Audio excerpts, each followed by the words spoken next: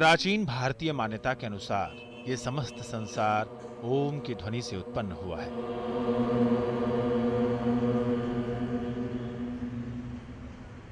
आधुनिक विज्ञान भी आज इस बात की पुष्टि करता है कि यह ब्रह्मांड अणुओं और परमाणुओं के स्पंदनों से बना है। योग मनुष्य को इसी ब्रह्मांडीय चेतना से जोड़ने का अद्भुत विज्ञान है, जो भारत के ऋषियों की संसार को अनमोल देन है।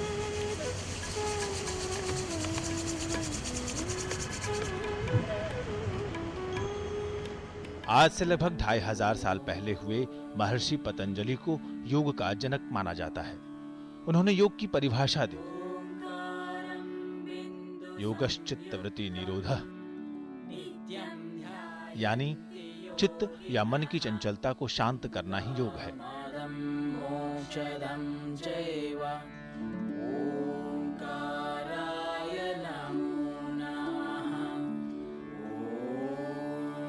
प्रचलित मान्यता में हम योग को अक्सर एक शारीरिक कसरत मानने की भूल कर जाते हैं, लेकिन योग की परिभाषा से ही स्पष्ट है कि योग का अंतिम लक्ष्य मन की शांति है, जिससे कभी न खत्म होने वाला आनंद प्राप्त होता है।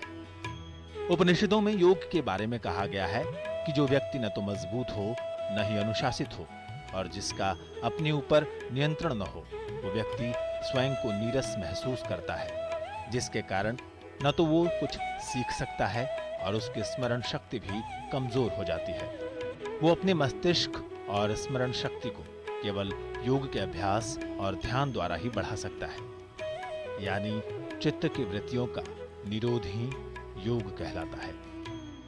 योग असल में एक आध्यात्मिक विज्ञान है, एक जीवन कला है, और जो भी योग साधनाएं आप लेते हैं वो सारे असर हमारा शरीर और मन पर होता है। शरीर और मन एक संयम से, संयोग से, समन्वय से काम करता है, तब मेरा अंतरंग जो हम कहते हैं उसको छूने के लिए एक अवसर प्रदान होता है। आहार विहार विचार इनको शुद्ध बना के आसनों से रोग नष्ट करते हैं, ध्यान से दोष नष्ट करते हैं और फिर चित्त निर्मल होके हम संसार में सद्व्यवहार कर सकते हैं। इससे नैतिकता का विकास होगा और समाज में अच्छाई फैलेगी, लोग बुराइयां धीरे धीरे छोड़ते जाएंगे। लेकिन योग केवल मन ही नहीं है, क्योंकि मनुष्य शरीर, मन और आत्मा से मिलकर बना है। इसलिए योग में इन सभी का वैज्ञानिक तरीके से संयोजन किया गया है, जो शायद संसार की किसी और पद्धति में नहीं है। यही योग को अद्वितीय बनाते हैं। योग एक वैज्ञानिक पद्धति है, क्योंकि यह हमें बताती है कि किस तरह शरीर, सांसों और चेतना के व्यायाम से असीम आनंद की अद्भुत स्थिति प्राप्त की जा सकती है। महर्षि पतंजलि ने लगभग 200 ईसा पूर्व में लिखे अपने भाष्य योग सूत्र में योग की पद्धति को विस्तार से समझाया है। ये योग का सर्वमान्य ग्रंथ माना जाता है। पतंजलि ने योग को 8 भागों में बांटा है, इसलिए यह अष्टांग योग भी कहलाता है। इसे राजयोग भी कहते हैं। योग के ये 8 अंग हैं: यम, नियम, आसन, प्राणायाम, प्रत्याहार, धारणा, ध्यान और समाधि। समाधि को योग की उच्चतम स्थिति माना जाता है, जिसमें योगी कभी न खत्म होने वाले आनंद की स्थिति में पहुंच जाता है। और से देखा जाए तो इन 8 भागों को भी हम मुख्यतः 3 भागों में बांट सकते हैं। पहले 2 यानी यम और नियम मुख्यतः आचरण से संबंधित है। सच बोलना, हिंसा न करना, जीवन में संयम बरतना, सफाई से रहना वगैरह इनके अंग हैं। आसन और प्राणायाम मुख्यतः शरीर से संबंधित है। आसन शरीर की विभिन्न मुद्राएं हैं, जिनसे शरीर स्वस्थ और लचीला बनता है। वहीं प्राणायाम का अर्थ होता है प्राण का नियमन। मोटे तौर पर यह श्वास प्रश्वास की विशेष प्रक्रिया होती है, जिनके जरिए शरीर में अतिरिक्त ऑक्सीजन पहुंचाई जाती है, ताकि मन शांत हो सके। आखिरी के 3 चरण प्रत्याहार, ध्यान और समाधि मन और चेतना से संबंधित है। प्रत्याहार इंद्रियों को बाहर की दुनिया से हटाकर अंतर्मुखी करने की प्रक्रिया है। धारणा चेतना को स्थान विशेष पर केंद्रित करने की प्रक्रिया है। ध्यान ये चेतन मन की एक प्रक्रिया है जिसमें व्यक्ति अपनी चेतना बाह्य जगत के किसी चुने हुए दायरे या स्थल विशेष पर केंद्रित करता है। ध्यान की उच्च अवस्था को समाधि कहा गया है। जब लोग ध्येय वस्तु के ध्यान में पूरी तरह से डूब जाते हैं और उसे अपने अस्तित्व का ज्ञान ही नहीं रहता, तो उसे समाधि कहा जाता है। पतंजलि के योग सूत्र में समाधि को 8वां और अंतिम अवस्था बताया गया है। सबसे ज़्यादा प्रमुख अंग होता है योग में ध्यान। जो भी अलग अलग साधनाएं हैं उनका लक्ष्य होता है कि योग आपको ध्यान में बैठना है, ध्यान करना है। क्योंकि ध्यान ऐसी चीज़ है, ध्यान हमें अपने मूल स्वरूप को ज्ञात देते हैं, उसको हमें जानने के लिए मदद देते हैं। इसलिए ध्यान योग का एक प्रमुख साधन है। योग के फायदे। योग से पीठ और गर्दन का तनाव कम होता है। इसके अभ्यास से शरीर को लचीला बनाया जा सकता है। फेफड़ों की कार्यक्षमता बढ़ती है। मोटापे को आसानी से कम किया जा सकता है। पाचन क्रिया अच्छी होती है और पेट से संबंधित विकार दूर होते हैं। दिमाग तेज और मनुष्य की उम्र में वृद्धि होती है। योग करते समय बरती जाने वाली सावधानियां। हालांकि इन सारे योगों के कई फायदे हैं, लेकिन अगर शरीर में कोई बीमारी या समस्या है तो इसके आसन को नहीं आजमाना चाहिए। आजकल हर क्षेत्र को विज्ञान के तराजू से तौलने की चेष्टा की जाती है, मगर योग अपने में परिपूर्ण है। योग को वैज्ञानिक तौर तरीके से समझना जरूरी है। योग और विज्ञान समानांतर चलते हैं, मगर जहां एक मुकाम पर आकर विज्ञान अंधा हो जाता है, रुक जाता है, वहां योग आगे निकल जाता है। क्योंकि योग आंतरिक क्रियाविधि है और शरीर की बायोलॉजी और साइकोलॉजी से अविभाज्य रूप से जुड़ा है, जबकि विज्ञान पदार्थ तक जाकर रुक जाता है। स्वामी विवेकानंद ने लगभग 125 साल पहले अमेरिका में ही पहली बार आधुनिक विश्व को भारतीय दर्शन और योग से परिचित कराया था। आधुनिक समय में स्वामी शिवानंद, परमहंस योगानंद, BKS आयंगर जैसे योगियों ने योग की प्रतिष्ठा देश और दुनिया में फैलाई। इनकी साधना और दुनिया से संवाद की क्षमता के कारण न सिर्फ योग से बाकी देशों का परिचय हुआ, बल्कि आधुनिक काल में एक तरह से भारत में भी इसका पुनर्जन्म हुआ।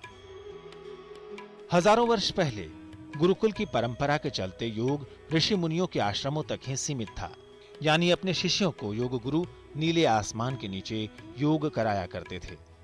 लेकिन अब ये उनकी देहरी लांघकर वातानुकूलित स्पा सेंटरों, 5 स्टार होटलों और वैश्विक बाजार का हिस्सा बन गया है। योग की लोकप्रियता की वजह सर्जरी और एलोपैथी दवाओं के साइड इफेक्ट से पैदा हुई परेशानी भी है। एलोपैथी में I had to take so many medicines, मतलब 4-5 मेडिसिन मैं डेली की लेती थी, तब जाके मुझे इफेक्ट लगता था, वरना नहीं। पहले मेरा हीमोग्लोबिन भी काफ़ी कम था, बट यहाँ पे सूर्य नमस्कार और उन सब से उसमें भी काफ़ी इफेक्ट आया है। अधिकतर लोग यही मानते हैं कि योग केवल अगर कोई बीमार व्यक्ति है उसी के लिए है, परंतु यह एक ऐसी जीवन शैली है जिसे हमें अपने प्रतिदिन जीवन में अपनाना चाहिए। जो हमें इससे स्वास्थ्य मिला है उससे हम लोग समाज में जो कोई भी काम हो उसको नित्य निरंतर अच्छी तरीके से उत्साह से करें, जिसे हम कहते हैं कि योगः कर्मसु कौशलम, हम उसे सही में प्राप्त करने की कोशिश कर रहे हैं। यही एक उद्देश्य मात्र से यहाँ पे आए हैं। तो मेरा यहाँ आने का लक्ष्य यही था कि मैं ठीक हूँ, अपनी हेल्थ को रिवाइव करूं जो मैं बहुत ख़राब कर चुकी थी। और यहाँ आने के बाद मुझे ये लगा कि जो अवेयरनेस मेरे में नहीं है, वो ही नहीं थी, वो अवेयरनेस कई बच्चों में नहीं है और कई लड़के लड़कियों में नहीं है, जो आजकल जॉब कर रहे हैं, जो सिर्फ पैसे के लिए कुछ भी करने को, रात को जॉब करने को भी तैयार हैं। तो यहाँ पर आने के बाद मेरा जो मकसद था, या मेरे को एक डायरेक्शन मिला मेरी लाइफ में, और मेरा एम यही है कि मैंने अपने आप को ठीक करा है तो मैं दुनिया को अवेयर करूँ कि योग ही वो चीज़ है जो ठीक कर सकता है, ना कि और कोई चीज़। पूरी तरह से इनको एक योगा एक्सपर्ट के रूप में हम यहाँ से ट्रेनिंग दे के तैयार करके बाहर भेजते हैं, और ये लोग अलग अलग जगह जाके अपना हुनर दिखाते हैं। आहार विहार विचार इनको शुद्ध बना के आसनों से रोग नष्ट करते हैं, ध्यान से दोष नष्ट करते हैं, और फिर चित्त निर्मल होके हम संसार में सद्व्यवहार कर सकते हैं। इससे नैतिकता का विकास होगा और समाज में अच्छाई फैलेगी। अब दुनिया भर में योग का एक विशाल बाजार तैयार हुआ। कई कठिन बीमारियों से निजात पाने के लिए दुनिया के कई मुल्कों के नामी कॉस्मेटिक और प्लास्टिक सर्जन भी योग और आयुर्वेद की शरण में जाने की सलाह दे रहे हैं। पश्चिमी देशों में अब यह महसूस किया जाने लगा कि अगर सिर्फ श्वास प्रक्रिया को साथ लेने, स्वास्थ्यप्रद खाना खाने और सरल जीवन पद्धति अपनाते हुए कुछ योगासन कर लेने से व्यक्ति स्वस्थ हो सकता है, तो क्यों न इसे अपने आदतों में शुमार कर लिया जाए। Western world has no other option, considering the high cost of health. They can't afford it anymore. It helps a lot to the people throughout the world. Although the awareness has been created in the West over the last 7,500 years. Health is wealth, first of all. So that's what the thing, that if we want to stay healthy, we have to do yoga. And medicine is not the permanent solution. So that's the way I look at it. Well, it's very wonderful thing that India has given to the whole world, and everybody is taking advantage of this yoga. योग को लेकर आज सारी दुनिया में भारी उत्सुकता है, रुचि है। 21 जून को अंतर्राष्ट्रीय योग दिवस के रूप में घोषित कर संयुक्त राष्ट्र संघ ने भी योग की सर्वमान्यता पर मुहर लगा दी है। खास बात यह है कि इस प्रस्ताव को 193 में से 177 देशों का समर्थन मिला, जो कि अभूतपूर्व है। योग को समर्थन करने वाले देशों में एक तरफ जहां अमेरिका, फ्रांस और जर्मनी जैसे पूंजीवादी और ईसाई बहुल देश शामिल हैं, तो वहीं साम्यवादी एशियाई देश चीन और लंबे समय तक साम्यवाद का गढ़ रहे रूस भी शामिल है। यही नहीं, कई मुस्लिम बहुल देश भी योग के समर्थन में आगे आए हैं।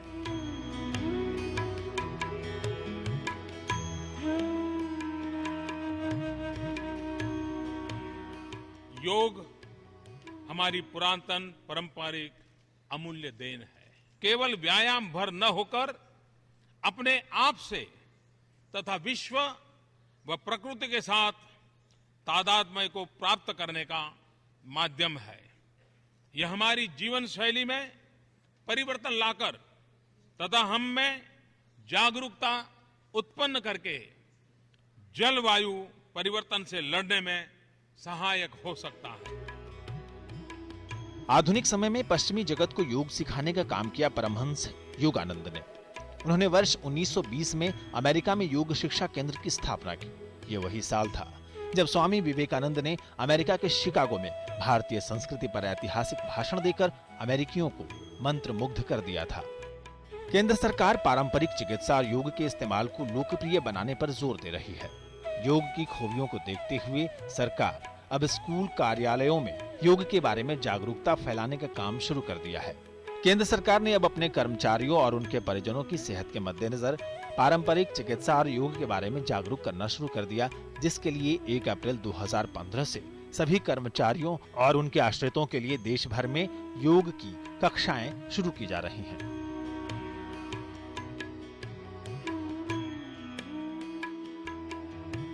योगः कर्मसु कौशलम, मतलब है कि हम कर्म में जोड़ जाते हैं, वहाँ में तनाव नहीं आते हैं। यही चीज़ें हमें अपना कर्मचारियों में लाना है। इसी प्रशिक्षण के दौरान हम उसको लाने की कोशिश करें। सवेरे 3 घंटे का प्रोग्राम है, शाम को 3 घंटे का प्रोग्राम है, इसलिए टाइमिंग भी बहुत फ्लेक्सिबिलिटी है। आइए परिचय कराते हैं योग के कुछ प्रमुख आसनों से। सूर्य नमस्कार योगासनों में श्रेष्ठ अभ्यास माना जाता है। यह अकेला अभ्यास ही लोगों को भरपूर लाभ पहुंचाने में सक्षम है। इसके अभ्यास से मानव का शरीर निरोग और स्वस्थ होकर तेजस्वी हो जाता है। सूर्य नमस्कार में मंत्रों का उच्चारण किया जाता है और प्रत्येक मंत्र में सूर्य का अलग अलग नाम लिया जाता है, लेकिन हर मंत्र का एक ही अर्थ है, सूर्य को मेरा नमस्कार। सूर्य नमस्कार स्त्री, पुरुष, बच्चे, युवा तथा वृद्धों सभी के लिए उपयोगी है। रोज नियमित रूप से सूर्य नमस्कार को सही तरीके से करने से लोग हमेशा स्वस्थ रहते हैं। इसमें 12 आसन होते हैं और 12 आसनों के साथ साथ 12 श्लोकों का उच्चारण किया जाता है। इसे सर्वांग व्यायाम भी कहते हैं।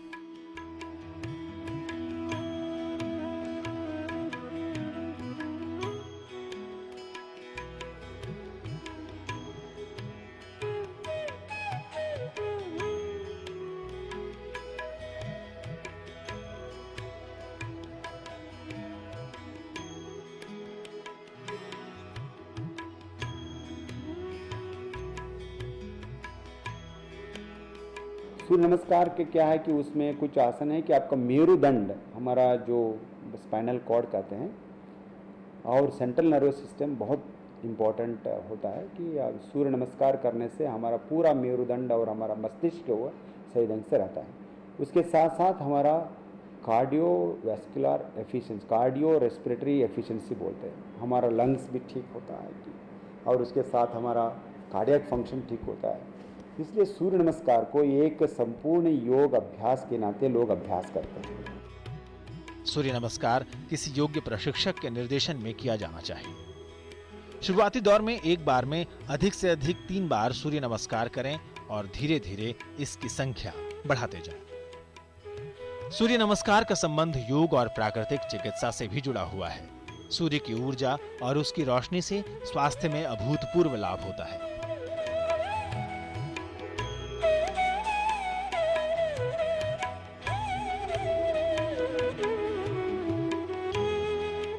योग के 8 अंगों में से चौथा अंग है प्राणायाम। प्राण और आयाम शब्द को जोड़कर प्राणायाम बना है। प्राण का मतलब जीवात्मा से है, लेकिन इसका संबंध शरीर के अंदर लेने वाले सांस से, जिसका मुख्य स्थान हृदय में है। मनुष्य जब जन्म लेता है तो गहरी श्वास लेता है और जब मरता है तो पूर्णतः सांस छोड़ देता है।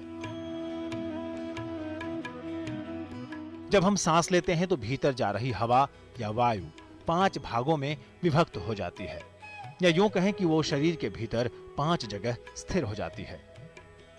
5 भागों में की गई वायु शरीर को 5 तरह से फायदा पहुंचाती है, लेकिन बहुत से लोग जो श्वास लेते हैं वो सभी अंगों को नहीं मिल पाने के कारण बीमार रहते हैं। प्राणायाम इसलिए किया जाता है ताकि सभी अंगों को भरपूर वायु मिल सके, जो कि बहुत जरूरी है। मुख्य रूप से प्राणायाम के 19 प्रकार हैं। प्राणायाम करने के कुछ नियम बनाए गए हैं। सबसे पहले बैठने के तरीके पर ध्यान दिया जाता है। प्राणायाम करने के लिए साफ सुथरी और खुली जगह का चुनाव करना चाहिए, यानी इसे हमेशा खुली हवा में करना चाहिए, न कि एयर कंडीशन्ड रूम के अंदर, क्योंकि ऐसा करने से आपको सर्दी हो सकती है। इसके अलावा किसी एक आसन में बैठें, जैसे कि पद्मासन या सिद्धासन। इसके अलावा प्राणायाम को ठीक ढंग से बैठकर करना चाहिए। इसके लिए बिल्कुल सीधा बैठना जरूरी होता है, नहीं तो आपके अंदर स्वच्छ हवा ठीक से प्रवेश नहीं कर सकेगी। महर्षि पतंजलि जी के अनुसार तस्मिन् सति श्वास प्रश्वासयो गति विच्छेदा प्राणायाम, यानी आसनों की सिद्धि के बाद श्वास प्रश्वास की गति को रोकना प्राणायाम है। वास्तव में आजकल हम लोग जो करते हैं, सांस लिया छोड़ा है, ये तो आजकल एक थेरेपी के रूप में हो गया, चिकित्सा के रूप में हो गया है। हम जब सांस लें और छोड़ें तो उसके साथ हम कुंभक का प्रयोग करें, ये वास्तविक प्राणायाम हुआ है। यहाँ एक बात का ख्याल रखना बहुत जरूरी है, यानी प्राणायाम हमेशा खाना खाने के 3 घंटे बाद करना चाहिए। शुरुआती दौर में तो आप प्राणायाम को 5 मिनट से शुरू कर सकते हैं और धीरे धीरे इसे बढ़ाकर आधे घंटे या 1 घंटे तक ले जा सकते हैं। शास्त्रों में बताया है कि चले वाते चले चित्तम निश्चले निश्चले, मतलब जब तक आपका श्वास चलता रहेगा तब तक आपका मन रोक नहीं सकता है, उसको काबू नहीं कर पाते हैं। इसको मन काबू करने का एक ही उपाय है योग में, अपने श्वास को काबू करो, आपका प्राण को काबू करो।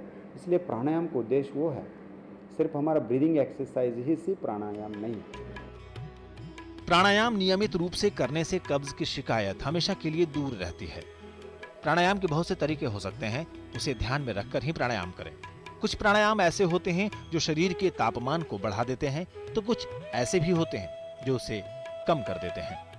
अगर व्यक्ति इसे गलत ढंग से करता है तो इससे ब्लड प्रेशर बढ़ने का खतरा बना रहता है। अगर कोई गर्भवती महिला बुखार से पीड़ित है तो उसे प्राणायाम नहीं करना चाहिए। यहाँ सबसे महत्वपूर्ण तथ्य ये है कि प्राणायाम का अभ्यास किसी अनुभवी प्रशिक्षक के मार्ग निर्देशन में ही करना चाहिए। अगर सही ढंग से प्राणायाम किया जाए तो कुछ बीमारियों से तो जरूर निजात मिल जाएगी, मसलन मोटापा, डायबिटीज, कोलेस्ट्रॉल, कब्ज, एसिडिटी, सांस संबंधी समस्या, allergy, migraine, high blood pressure, kidney की समस्याएं, सेक्सुअल डिसऑर्डर की समस्याओं से निजात पाया जा सकता है। इसके अलावा बाल गिरने, बाल सफेद होने, चेहरे पर झुर्रियां, आंख की रोशनी में कमी, भूलने की बीमारी जैसी समस्याओं से भी छुटकारा पाया जा सकता है। वर्तमान समय में लोग अगर परेशान हैं तो वो है मोटापा। दिन रात व्यक्ति अपने पेट की चर्बी को घटाने के लिए परेशान रहता है। इसके लिए न जाने लोग डाइट कंट्रोल, एक्सरसाइज और न जाने क्या क्या उपाय करते हैं। इसका इलाज योग में संभव दिखता है। आइए जानते हैं कि पेट की चर्बी को घटाने वाले 5 योगासन कौन कौन से हैं। बीमारियों को रोकने के लिए योग बहुत कारगर है। एक जैसे कुछ आसन होते हैं, हर आसन का अपना हमारे अंतःस्रावी ग्रंथियों पर, हमारे जोड़ों पर, मांसपेशियों पर अलग अलग प्रभाव पड़ता है। जैसे ताड़ासन हुआ, हमने शरीर को खींचा, अब ये हमारे सारे मांसपेशियों पे खिंचाव देता है, जोड़ों पे खिंचाव देता है, हमारे जितने भी नाड़ी संस्थान हैं इन पर खिंचाव देता है। जब शरीर खिंचा हुआ तो ब्लड सर्कुलेशन सही से होना शुरू हो जाता है। जब ब्लड सर्कुलेशन सही होगा, मांसपेशियाँ रिलैक्स होंगी, तो इन सब से हमें बड़ा एक आराम मिलता है, बॉडी रिलैक्स होती है। भुजंगासन हुआ, ये कमर के लिए बहुत अच्छा है, साथ साथ में पेट के लिए बहुत अच्छा है। रीढ़ की हड्डी लचीली होती है इससे। अब रीढ़ की हड्डी स्टिफ हो गई तो आदमी को झुकने में, बैठने में तमाम तरह की परेशानियां होनी शुरू हो जाती है। तो इन आसनों से हमारी रीढ़ की हड्डी लचीली होती है, कमर की जो मांसपेशियां वो मजबूत होती हैं, पेट के जो भीतरी संस्थान हैं हमारे वो सही होते हैं। धनुरासन हुआ, ये भी कमर के लिए, पेट के लिए, इवन ये हमारी जो अस्थमेटिक प्रॉब्लम्स है, ब्रीदिंग प्रॉब्लम है, उनमें भी बहुत अच्छा इसका असर होता है। बालासन किया हमने, बालासन ये तनाव दूर करने के लिए, पेट के लिए, और साथ ही साथ जो जिनको नींद कम आती है, अनिद्रा की प्रॉब्लम है जिनको, उनके लिए भी बहुत अच्छा आसन है बालासन। मोटापा कम करने के लिए पश्चिमोत्तानासन हो गया। कपालभाति प्राणायाम पेट की चर्बी घटाने में सबसे कारगर है। वर्तमान समय में योग और उसके बाजार की शक्ल तेजी से बदल रही है। दुनिया भर के देशों में योग के एक से बढ़कर एक स्टूडियो खुल रहे हैं। आधुनिक समय में योग अब सेहत के साथ स्टेटस सिंबल से भी जुड़ गया है। योग एक उद्योग के रूप में तब्दील हो चुका है। यूं कहें तो इस समय योग के साथ कुछ फ्यूजन को जोड़कर इसका अलग अंदाज देखने को मिल रहा है। योग की न सिर्फ तकनीक में बल्कि इसे सिखाने वाले योगाचार्यों में भी खासा बदलाव देखने को मिलता है।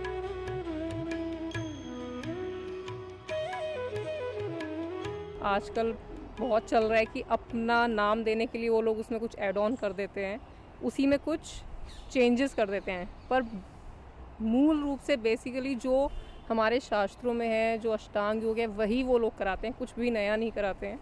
सिर्फ अपना एक ऐड या कुछ ऐसे करने के लिए उसमें और चीज़ों का थोड़ा मिश्रण कर देते हैं।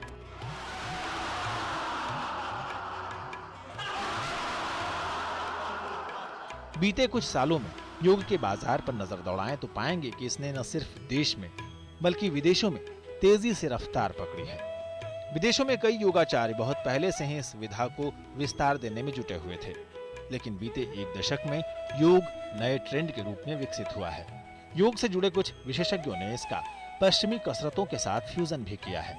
मसलन एथलीट के लिए पावर योग है तो वहीं गर्भवती महिलाओं के लिए एक्वा योग। चाहे आध्यात्मिक उन्नति की तलाश हो या मानसिक सुख की चाह या फिर स्थायी स्वास्थ्य की इच्छा, इन तमाम उद्देश्यों के लिए दुनिया भर में लोग तेजी से योग की तरफ बढ़ रहे हैं। योग की शिक्षाओं के मूल में है दुनिया के सभी धर्मों में निहित एकत्व की भावना को आगे लाना और एक प्रेम और सद्भाव से भरे विश्व का निर्माण करना।